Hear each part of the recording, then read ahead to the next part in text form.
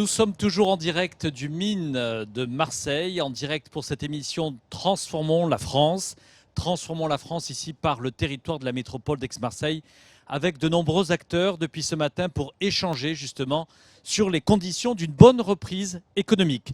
Nous allons parler de transport et de logistique vers une énergie décarbonée autour de nos 4 invités. Frédéric Berenguer, bonjour. Vous êtes le directeur territorial des Bouches-du-Rhône pour le groupe Enedis.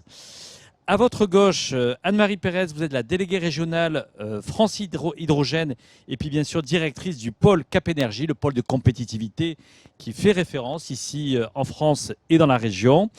À ma droite, Jean-Michel Diaz, vous êtes le directeur régional Méditerranée de Total Énergie.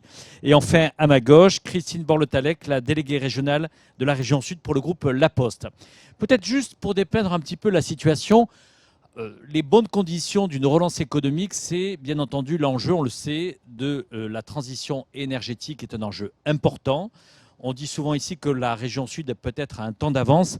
Peut-être tout d'abord, Anne-Marie Pérez, puisque vous dirigez ici le pôle de compétitivité qui réunit tous les grands acteurs, à la fois les grands groupes, mais aussi tout le tissu PME, le monde académique. Peut-être nous dépeindre en 3 minutes quels sont les atouts justement de la situation et du cadre aujourd'hui des acteurs de la transition énergétique dans la région Sud et ici dans la métropole d'Aix-Marseille. Eh bien, effectivement, cette région sud et la métropole d'Aix-Marseille en particulier, c'est un territoire qui est très engagé dans le domaine de la transition énergétique, je dirais depuis longtemps, puisque historiquement, la place de l'hydraulique est très importante dans la région. Et l'hydraulique, c'est une énergie décarbonée, une énergie renouvelable et décarbonée. On a aussi des démonstrateurs pionniers internationaux avec ITER qui travaillent sur l'énergie du soleil demain, comment capter cette énergie-là. Et puis on a un territoire, je pense que c'est inutile de le rappeler, qui est juste magnifique, avec une biodiversité incroyable. Et donc il y a vraiment un engagement de la région, de la métropole et des acteurs autour de la transition énergétique. Et le pôle de compétitivité Cap Énergie, qui existe depuis une quinzaine d'années, a réussi à mailler cet écosystème de grands groupes, de start-up, de PME, de laboratoires de recherche, ce qui fait qu'on dispose aujourd'hui sur ce territoire d'un écosystème qui est extrêmement dynamique, extrêmement innovant, où on a des pépites qui sont en train de travailler sur les solutions d'aujourd'hui et de demain pour décarboner l'énergie et la mobilité. Donc, je peux vous donner quelques exemples. Il y a 5 ans, la région et la métropole se sont engagés dans un programme qui s'appelle FlexGrid. Et on a travaillé en particulier sur, comme on dit maintenant, le cas d'usage de la décarbonation de la mobilité. Dans ce cadre-là, on a créé un club sur la mobilité durable pour réunir tous ces acteurs-là. Donc, par exemple, l'année dernière, on a travaillé sur la décarbonation des flottes pour les entreprises. On a travaillé sur qu'est-ce qu'il faut faire dans le résidentiel pour implanter les bornes de recharge des véhicules électriques. Cette année, notre thématique, c'est la décarbonation du transport logistique et du dernier kilomètre. D'ailleurs, ici, sur le territoire des mines, nous sommes en train de construire un démonstrateur européen d'une borne de recharge d'un véhicule électrique, d'un utilitaire même d'ailleurs électrique, alimenté par des panneaux solaires pour la logistique du dernier kilomètre. Et j'en terminerai là, nous avons créé il y a 4 ans maintenant un événement européen qui s'appelle Energy for Smart Mobility et qui est vraiment un temps fort sur 2 jours qui réunit tous les acteurs de l'écosystème pour se projeter, préparer les nouvelles solutions. Et la prochaine édition, c'est le 6 et le 7 octobre, ici à Marseille, au Palais du Pharo. On y sera le 6 et 7 octobre au Pharo. Frédéric Berenguer, pour rebondir sur les propos d'Anne-Marie Pérez, ici ce matin, on a ouvert cette journée sur les conditions de la relance économique par l'enjeu de la souveraineté alimentaire. On avait la présence de la présidente de la FNSEA, la présidente de la métropole d'Aix-Marseille, Martine Vassal.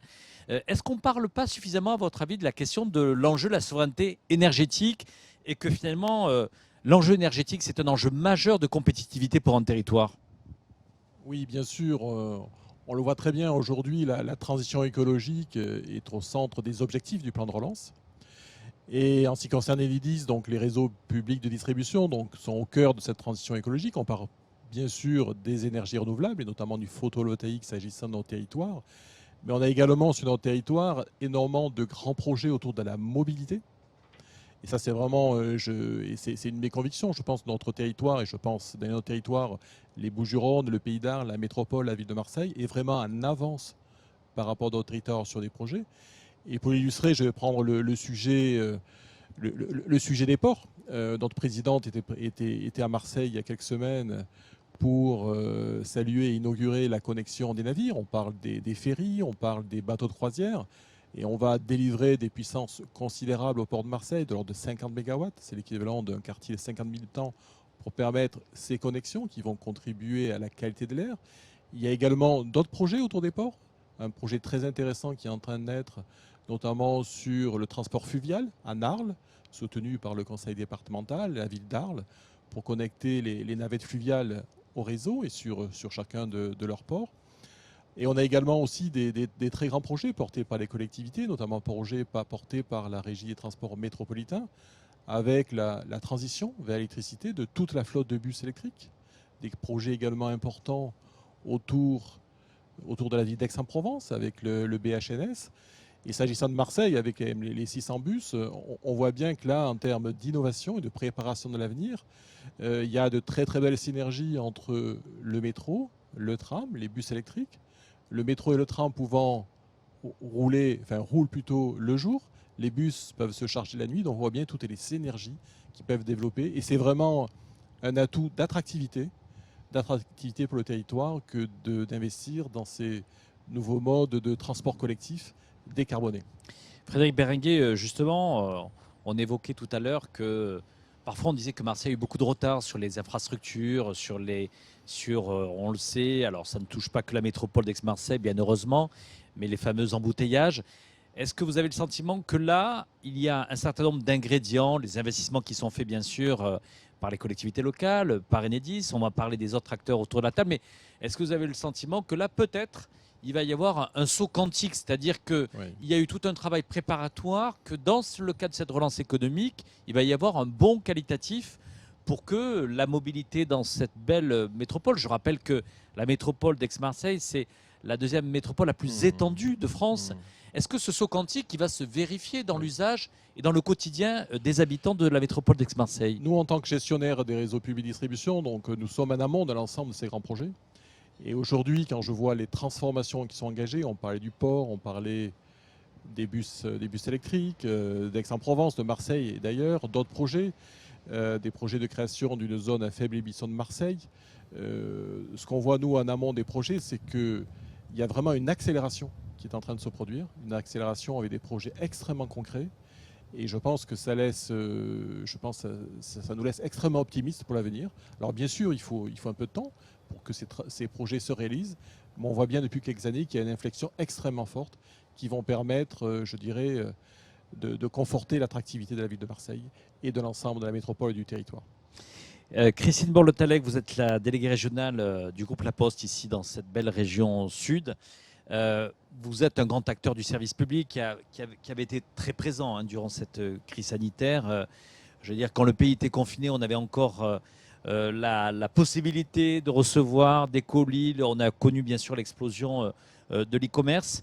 Et le groupe La Poste finalement s'est engagé sur cette nécessité à la fois bien sûr d'accompagner cette logistique urbaine qui est croissante et à la fois quand même de répondre à un enjeu de décarbonation puisque c'est l'objet de notre table ronde et ceci avec des choses très concrètes. Oui, en effet, donc, le groupe est un transporteur par nature de courrier et de colis. Et effectivement, l'année 2020 a été une année remarquable à plusieurs titres, mais également par rapport au volume de colis que nous avons transportés, puisque on aura distribué en 2020 1,9 milliard de colis. Pour rappel, c'était 1,3 milliard en 2019, donc une croissance vraiment accélérée. Quasiment 3 ans de prévisions stratégiques qui se sont réalisées en un an.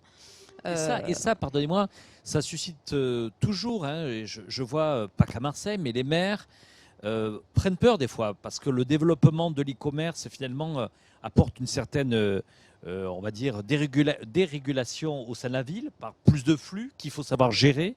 Et ça, justement, c'est sur ce terrain-là, vous vous êtes engagé notamment avec ces contrats et Urbis que vous avez développés avec les maires et les contrats des métropoles. Tout à fait, parce qu'en fait, quand on parle mobilité pour le grand public, on parle souvent embouteillage et mobilité des personnes, mais la mobilité des marchandises, c'est un sujet vraiment très important, en particulier dans les centres-villes, dans les zones urbaines, où on peut le regarder en tant qu'utilisateur de la ville, le matin, le soir, des camions, des véhicules mal stationnés ou une noria de fourgonnettes voilà, plus ou moins propres circulent parce qu'il faut que les colis arrivent. Donc c'est vraiment un enjeu considérable et la réflexion de la Poste date de plusieurs années, mais c'est encore accéléré ces dernières années avec les mouvements que je décrivais. Notre travail aujourd'hui, c'est plus qu'une idée, c'est concret, c'est de travailler avec les acteurs de la mobilité, donc les métropoles en particulier, et de trouver des terrains d'action, on est passé à l'action, qui soient gagnant-gagnant pour le groupe et les acteurs qui nous accompagnent, en particulier la Caisse des dépôts, mais d'autres acteurs locaux, et les métropoles sur les sujets d'accès, de livraison et ce qui embarque derrière des sujets de réglementation, des sujets de pollution de l'air, des sujets d'infrastructure, des sujets de qualité de service, d'attente client. Voilà, le domaine est très large, mais notre projet, et c'est en cours également bien sûr dans la région PACA, c'est de travailler sur la livraison des marchandises en centre-ville, ce qu'on appelle le dernier kilomètre et qui peut être parfois le dernier mètre. Vous le disiez, les postiers ont été engagés et ils sont engagés justement pour accompagner cette transition écologique. Déjà, vous avez échangé quasiment la totalité des flottes automobiles. Alors c'est vraiment une fierté pour les postiers sous plusieurs angles. On a plusieurs actions, mais la Poste est vraiment un acteur très, très fortement engagé et depuis de nombreuses années. On a toujours, je dis toujours parce que c'est même étonnant par rapport aux enjeux de société, on a toujours la première flotte mondiale de véhicules électriques au sein du groupe La Poste. Et sur la région, on a 3200 véhicules électriques. Sur le territoire des Bouches-du-Rhône, 1200 véhicules. Et si vous observez les véhicules du groupe que vous croisez au quotidien, que ce soit DPD, que ce soit Chronopost, Urbi ou les véhicules jaunes, vous verrez qu'il y a un nombre de véhicules électriques considérable dont on est fier parce que ça contribue effectivement à améliorer la vie de tous. Jean-Michel Diaz, on est heureux aussi de vous accueillir ce matin dans un moment où le groupe fait, on va dire, une accélération dans la transition, puisque depuis quelques jours, Total est devenu Total Énergie. Jean-Michel Diaz, Total Énergie, ça veut dire quelque chose ici dans la région par rapport à tout un tas de faits concrets, historiques, de projets de reconversion industrielle qui ont été menés, de nouveaux projets que vous portez justement avec l'hydrogène. On en reparlera tout à l'heure dans le cadre de Cap Énergie. Le groupe donc, se met dans une logique multi-énergie. D'une certaine manière, vous allez contribuer justement à cette décarbonation en matière de transport et de logistique. Et comment ça se traduit ici à l'échelle de la métropole d'Aix-Marseille ? Alors effectivement, Total Énergie a un site historique sur ce territoire qui est la plateforme de l'AMED. Et cette plateforme, nous avons annoncé dès avril 2015 que nous allions la transformer en plateforme des énergies d'avenir. Et quand on regarde 6 ans après, non seulement on a fait ce qu'on a dit qu'on ferait, mais on va au-delà et on s'inscrit pleinement dans notre ambition et dans notre stratégie qui est d'être un groupe multi-énergie pour atteindre la neutralité carbone. Donc si on regarde ce site de l'AMED, finalement, quand on transforme une plateforme de ce type-là, on répond à 2 grands axes. Un qui est de lutter contre le réchauffement climatique et 2 qui est d'améliorer la qualité de l'air. Et sur cette plateforme, on y a fait une centrale photovoltaïque qui produit 8 MW d'électricité verte. Et donc là, on lutte bien contre le réchauffement climatique. 2, on a fait une unité de production de biocarburants. Des biocarburants qui vont servir pour la mobilité légère et pour la mobilité lourde, mais également, et on l'a vu récemment, pour le transport aérien, puisque nous avons fait voler le premier avion de Roissy-Charles de Gaulle jusqu'à Montréal avec 16% de biocarburants fabriqués uniquement à partir d'huile alimentaire usagée, pour le dire plus simplement, d'huile de friture. On a aussi, parce que c'est important, quand on se prépare aux énergies d'avenir, aux énergies qui vont décarboner, on a ouvert un centre international de formation qui forme l'ensemble du monde industriel, aussi bien sur les énergies d'aujourd'hui que celles d'avenir. Et puis, l'étape d'après, c'est celle qu'on a annoncée récemment, où avec notre confrère Engie, on s'est associé pour porter un projet d'usine à taille industrielle de production d'hydrogène vert. Donc vous voyez qu'on a une palette d'énergies qui sont toutes absolument nécessaires et elles ne sont pas complètes. Je pourrais citer les autres que nous produisons chez Total, sont absolument nécessaires pour aller ensemble et en parallèle vers la neutralité carbone. Vous me disiez, Jean-Michel Diaz, en préparant cette émission, que vous ne croyez pas à la solution, c'est-à-dire au tout électrique ou au tout hydrogène, mais que justement c'est une approche multi-énergie qu'il faut avoir pour répondre aux objectifs neutralité carbone. Justement sur ce point-là, Anne-Marie Pérez, bon, on voit au travers d'exemples de Total, qui est un des acteurs du pôle de compétitivité, que c'est l'addition. Il y a eu des annonces importantes l'année dernière sur notamment le plan hydrogène, hein, notamment avec cet accord aussi entre Total et Engie dont fait référence Jean-Michel Diaz. L'hydrogène aussi, certains l'annoncent comme la solution. Vous, vous êtes beaucoup plus réservé en disant ça peut être une des solutions. Complètement l'avis de Jean-Michel. La transition énergétique, d'abord c'est une transition. Donc dans cette transition, il peut y avoir des solutions qui sont pertinentes maintenant et qui le seront peut-être un petit peu moins dans 20 ans, mais qui permettent quand même de décarboner.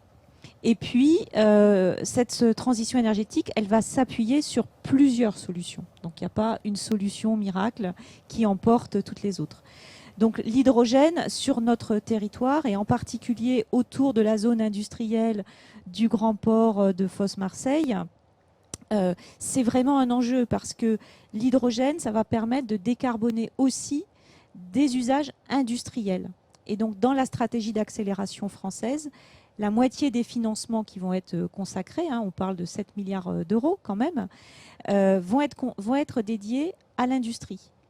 Donc à partir du moment où on va avoir des industriels qui vont développer de l'hydrogène renouvelable sur un territoire, aller chercher autour des usages pour décarboner de la mobilité, ça va devenir pertinent parce que ça va permettre d'augmenter les volumes. On sait que quand on augmente les volumes de consommation, on fait baisser les prix pour tous les acteurs. Et ça, c'est l'enjeu de ce travail collectif qui est engagé sur le bassin de Fos-Marseille, de trouver les meilleures synergies entre les industriels, ceux qui ont de la mobilité lourde, puisque l'hydrogène est vraiment pertinent pour de la mobilité lourde, les camions de logistique, les bus, les bennes à ordures. Donc ceux qui ont de la mobilité, soit parce qu'ils ont du transport de logistique, soit parce que ce sont des collectivités territoriales, et d'aller réunir tous ces consommateurs autour d'un projet pour l'utilisation de l'hydrogène. Frédéric Berenguer, vous avez une expérience quotidienne de vos clients, notamment l'expérience Linky a pu montrer aussi l'intérêt que portaient les Français sur mieux maîtriser leur consommation d'énergie. Ce débat-là, on l'a posé en mettant de transport et logistique vers une énergie décarbonée.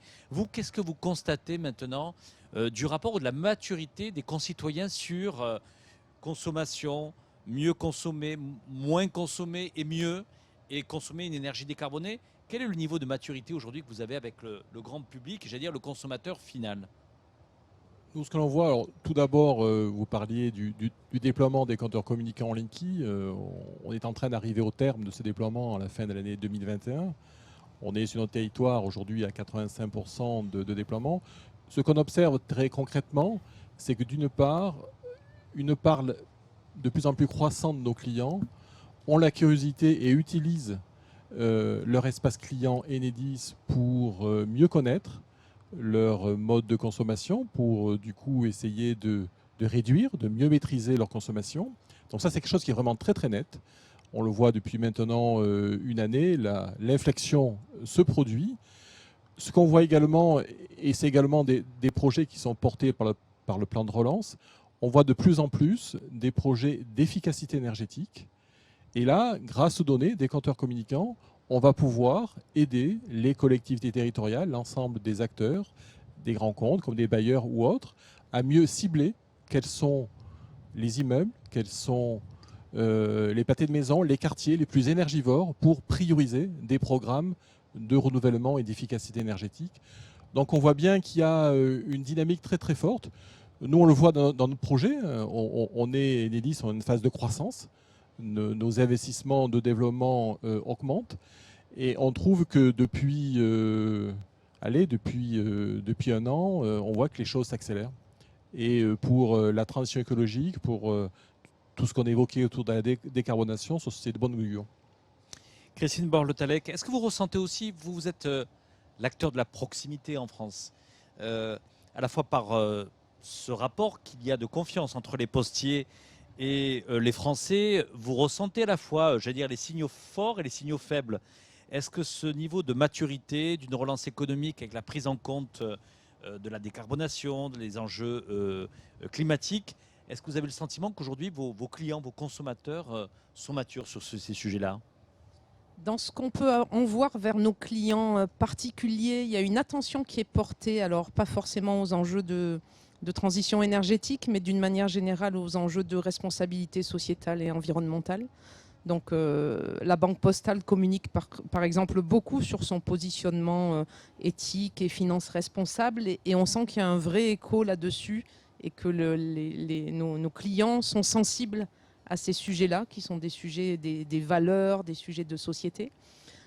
Sur nos clients B2B, entreprises, on a plusieurs réflexions. Déjà, par exemple, La Poste est un grand propriétaire foncier. Donc, notre parc immobilier est géré par une foncière.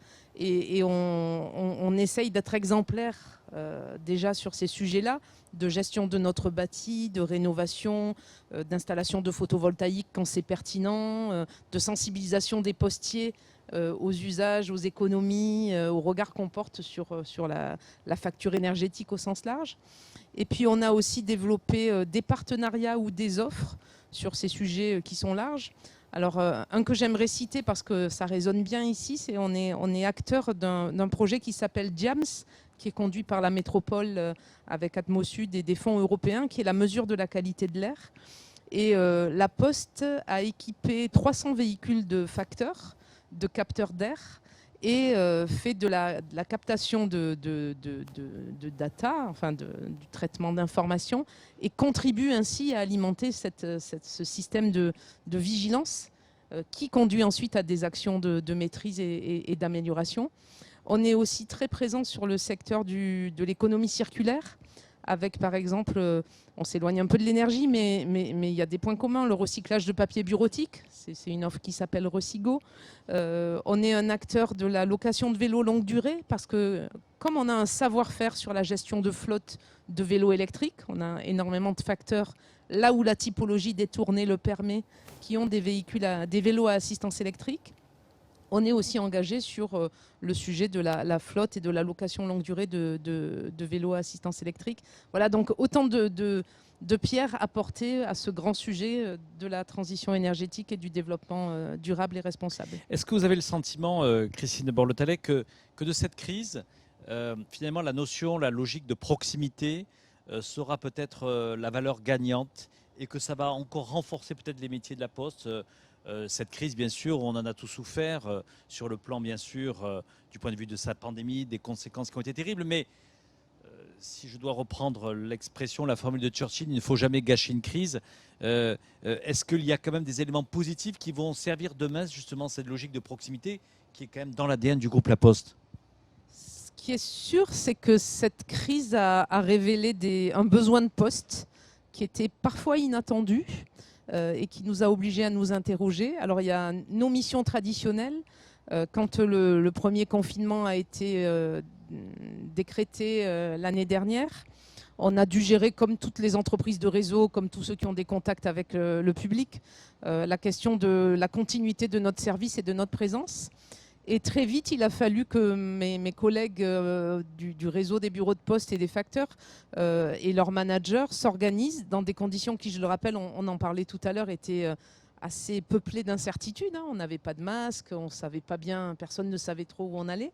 Il a fallu qu'on organise par exemple le paiement des prestations sociales tout début avril aux populations à nos clients qui en ont vraiment besoin. Et donc gérer l'arrivée sur l'échelle de la métropole de 180 000 personnes qui viennent retirer de l'argent à nos guichets. Donc vraiment le besoin de poste a été fort, en zone rurale également, quand on avait des postiers qui avaient des enfants qui n'étaient plus scolarisés, comment on s'organisait pour que le bureau de poste soit ouvert. On n'y a pas forcément réussi au début, mais on a très vite repris la main sur ces sujets-là. Et puis après, on a découvert l'utilité de la poste dans des situations qu'on n'avait pas imaginées, bien sûr. Par exemple, l'État nous a confié la livraison de masques par les facteurs vers les populations vulnérables. Donc ça a été plusieurs millions de masques qui ont été distribués par nos facteurs. Ça a été tous les sujets de fracture numérique et d'accès au numérique. Voilà, il y a eu des tas de sujets comme cela. Et puis finalement, un sujet qui est porteur d'avenir. On parlait tout à l'heure de e-commerce et de livraison en centre-ville.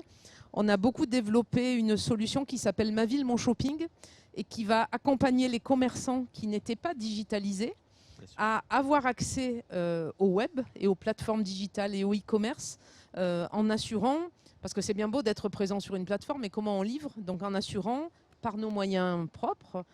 Voilà, un commerçant qui n'a pas de site web peut s'inscrire sur Ma Ville, Mon Shopping et le client ira soit faire du click and collect, soit la poste, par les multiples moyens que nous avons à disposition, le facteur, Colissimo, etc., pourra livrer dans des délais. Voilà. Donc on travaille sur des sujets aussi qui vont finalement être des sujets d'avenir et qui sont nés ou qui ont été accélérés par la crise. Voilà une façon de contribuer fortement à la relance économique. Jean-Michel Diaz, la proximité, quand on est un consommateur, c'est bien sûr passer par les stations Total Énergie.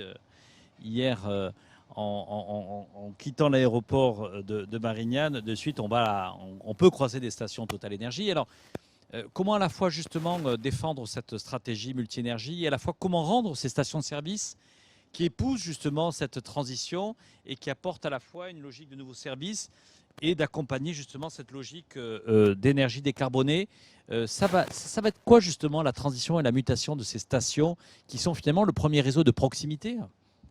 Alors, merci pour cette question parce qu'effectivement, ce territoire région sud Provence-Alpes-Côte d'Azur est important et nous avons 228 stations d'implantées, dont 75 ou peut-être même 80 sur les Bouches-du-Rhône.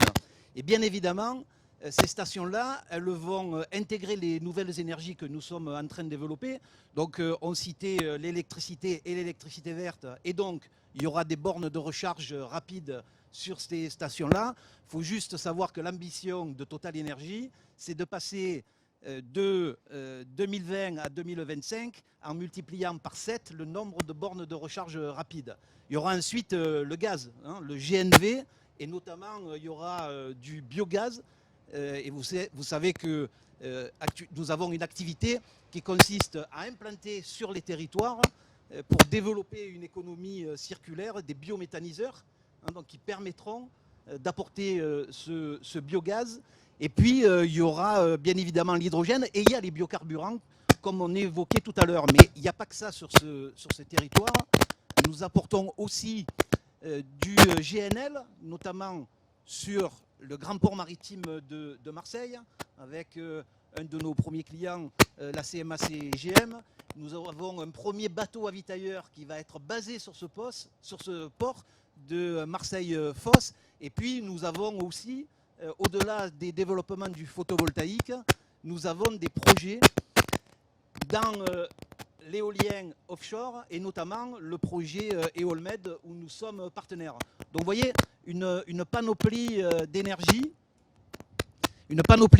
qui s'inscrit bien dans cette politique de multi-énergie pour atteindre cette neutralité carbone et nous associons au développement de l'ensemble de ces énergies, des services, et notamment vous avez des cartes multi-services, multi-énergie qui vous permettent à la fois pour les particuliers de faire vos achats, mais de gérer aussi pour les professionnels vos flottes et de les optimiser.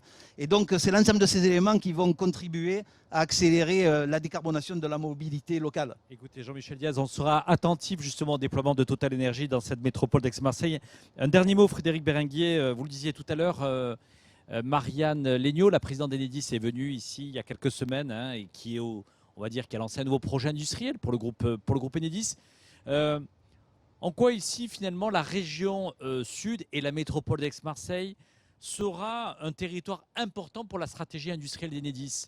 Soyons ambitieux, rêvons à ce que ce territoire soit un territoire pilote pour le groupe Enedis.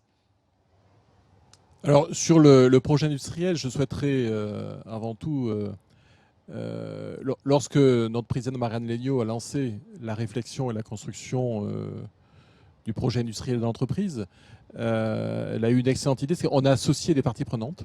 Et s'agissant des Bouches-du-Rhône, nous avons interviewé des grands acteurs économiques, des grands clients, des grands partenaires, des grands architectes, des clients aussi particuliers. Et on a recueilli leurs avis qui ont contribué à la construction de ce projet industriel. Et aujourd'hui, en termes de ce projet industriel est très marqué autour de la transition écologique. Et nous, notre rôle, et on estime que ce projet industriel sera vraiment réussi lorsqu'on arrivera à accompagner en profondeur le territoire régional, le territoire des Bouches-du-Rhône, dans l'ensemble de ces projets, autour du développement des énergies renouvelables, de la mobilité électrique, des services autour des données, des services qu'on pourra développer auprès des collectivités locales pour les accompagner dans ces projets, etc. etc. Anne-Marie Pérez, un dernier mot en 1 minute. On dit qu'on a une décennie pour inverser la courbe, l'urgence climatique. Ce pôle de compétitivité, il existe depuis 2005. Donc c'est à la fois un bon observateur finalement de l'évolution des usages et de l'engagement des industriels et des entreprises. Est-ce que vous avez le sentiment qu'on sera au rendez-vous en 2030 ?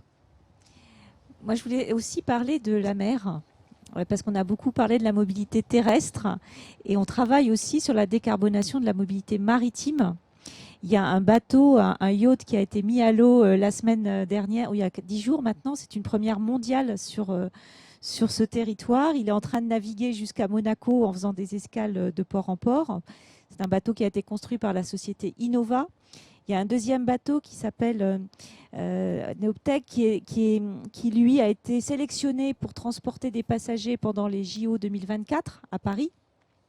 Donc votre réponse, c'est on ne pourra pas réussir 2030 si on ne s'occupe pas de la mer. Il faut aussi s'occuper de la mer. Et pour réussir 2030, il y a vraiment quelque chose qui est fondamental. Et Frédéric l'a dit, c'est de travailler collectivement. Parce qu'on voit bien qu'il va falloir croiser des tas de filières et des tas d'approches. Il faut penser la production, il faut penser les véhicules, il faut penser la distribution et il faut penser à tout ça en même temps pour être au rendez-vous. On aurait pu également parler, mais ça sera une autre fois, mais bien sûr la place de l'aéronautique, la place aussi d'Airbus Hélicoptère à Marignane. Mais la tribune organise le 21 juin sur le site du Bourget justement une grande journée consacrée à la relance économique par le transport aérien et ces sujets-là seront abordés. Merci à vous quatre d'avoir participé à cette table ronde qui nous a permis quand même de tracer quelques enjeux et quelques engagements pour les mois à venir pour réussir ici dans la métropole d'Aix-Marseille cette relance économique durable. Merci à vous tous.